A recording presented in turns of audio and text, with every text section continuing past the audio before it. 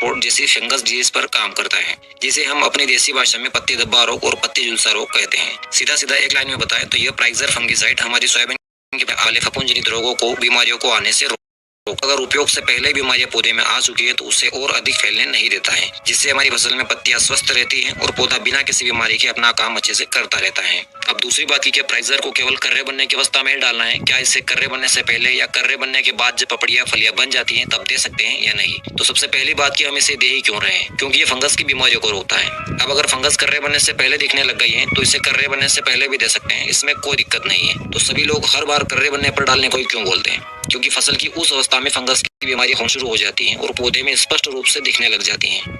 और शुरुआती अवस्था में उसका कवर छोटा और मुलायम होता है, तो ये दवाइयाँ उसमें फैलकर उसको भी फंगस लगने से बचाती है, ताकि बिना किसी रोग के उस पपड़ी में दाना अच्छे से अपना आकार और साइज ले सके। और अगर पपड़ी बनने के बाद दवाई डालोगे तो पत्तियां तो बीमारी से बच जाएगी, दवा नहीं जा पाएगी।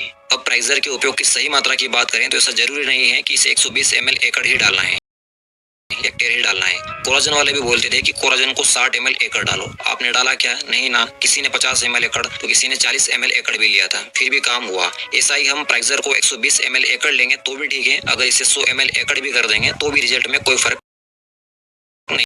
100 ml एकड़ से 100 ml एकड़ कर देंगे तो और अधिक फायदा मिलेगा। पहला तो आर्थिक फायदा मिलेगा कि हमारे पैसों की थोड़ी बचत होगी। जहाँ 360 ml का पैक 3 एकड़ पर जाता था, अब वह 3.5 एकड़ पर जाएगा। यानी 120 ml एकड़ डालने पर 750 रुपए का खर्च था, जो 100 ml एकड़ डालने पर 650 रुपए का हो जाएगा, यानी 100 रुपए प्रति एकड़ की बचत। माना यह बहुत कम है, पर इसी बचत के पैसे से हम एक एनपीके या फिर कोई एक मच्छर की दवाई लेकर भी स्प्रे कर सकते हैं। और प्रेक्सर का कम डोज करने का एक और फायदा है कि इससे जो फलियां पकने पर भी तने और शाखाओं में जो हरापन आखिरी तक बना रहता है, वह समस्या नहीं आएगी। मैंने आपसे वीडियो के शुरू में कहा था कि प्रेक्सर का नुकसान भी है, वह यही है कि 120 ml एकड़ का पूरा डोज डालने पर या फिर पपड़ी बनने की लेट अवस्था में स्प्रे करने पर पौधे में आखिरी तक हरापन बना रहेगा और फलियां पककर सूख चुकी होगी। इस समस्या से हमें फसल की कटाई में दिक्कत आएगी। इसलिए एक तो लेट स्प्रे नहीं करना है और 120 ml एकड़ ही डालना है, तो फूल की लास्ट स्टेज में या फिर कर्रे बनने की शुरुआती अवस्था में स्प्रे कर देना है। या फिर सबसे आसान तरीका है, डोज को 100 ml प्रति एकड़ ही कर देना है। कीमत की बात करें तो अभी 360 ml का प्रेक्सर का पैक 2200 से